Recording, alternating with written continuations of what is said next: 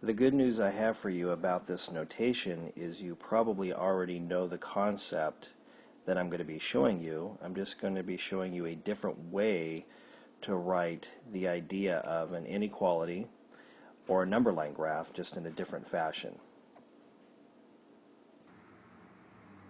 For example, as you can see on the left column here, these are all inequalities.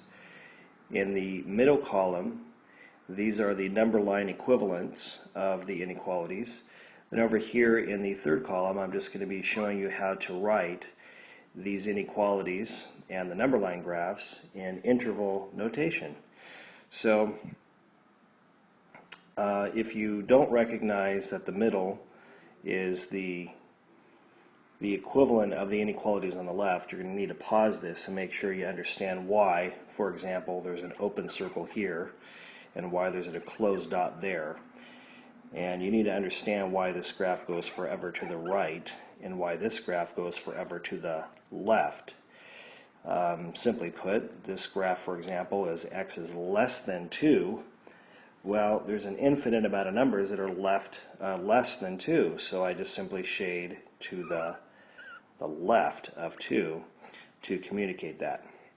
All right, so that is crucial that you at least understand the number line equivalents of the inequalities. Otherwise, you will not get anything out of this lesson. All right, so on to interval notation. So simply put, you're going to be using either parentheses or brackets. The brackets is equivalent to the solid dot, or it's equivalent to the equal to symbol, okay?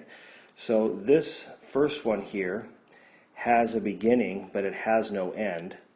So the beginning is 4, and since it includes 4, I'm going to put a bracket on that. All right? And an interval notation always has a first piece, and then it has a comma, and then it has a second piece. Well, the second piece in this case, since the graph has no end, it goes forever to the right. Forever to the right is infinity. And then we close that off with a parenthesis there. All right. In the middle graph, it has a beginning and it has an end. So all of the x values that we're talking about are trapped between -3 and 4, including 4. Now, when there's an open circle, or when there's on the inequality symbol here, it's strictly greater than. Instead of using a bracket like I did up here with the 4, we use a parenthesis because it does not include 3. So it starts at -3. Oh, there should be a negative. Excuse me. -3. And it goes to +4. Since there's a solid dot on the 4, I put a bracket there. All right. Now the third example. This has no beginning. It starts at -infinity to the left, okay?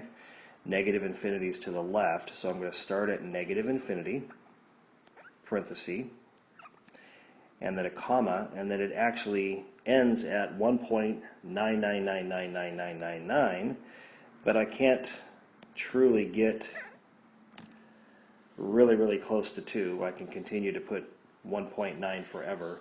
So what we do is we just go all the way up to 2, and since it does not include 2, I just put a parenthesis there.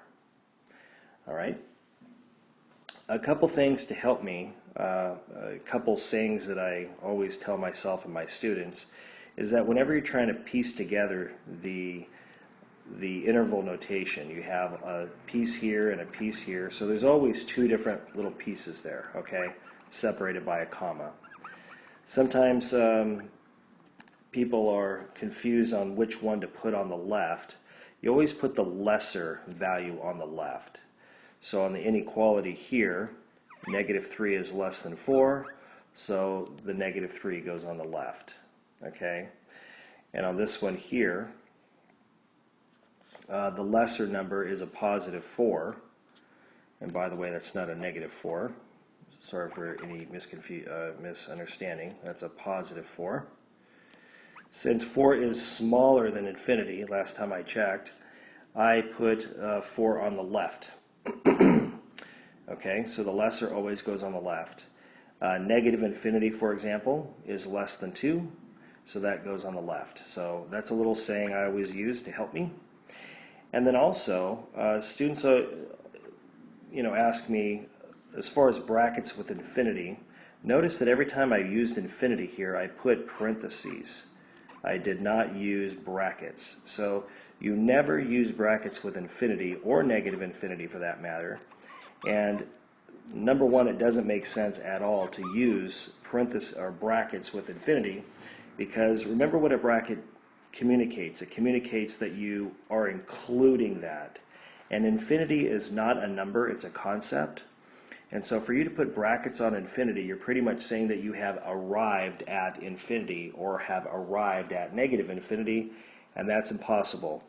Only Buzz Lightyear can go to infinity and beyond infinity, but that's only in fairy tale land. All right, the last one I want to show you is all real numbers. So that's the symbol for all real numbers, and it's the blah graph here. It's every single number in the world. Now to communicate that in interval notation, this graph has no beginning. It starts at negative infinity. So that's the lesser number, and it goes on the left, parenthesis, and it has no end, so it goes to positive infinity. And that's how you would write all real numbers in interval notation. So in conclusion, as you can see, inequalities and number line graphs that you've been doing for a long time, there's just another way to write it. So interval notation is simply taking an idea that you're comfortable with and rewriting it in a new fashion. Good luck.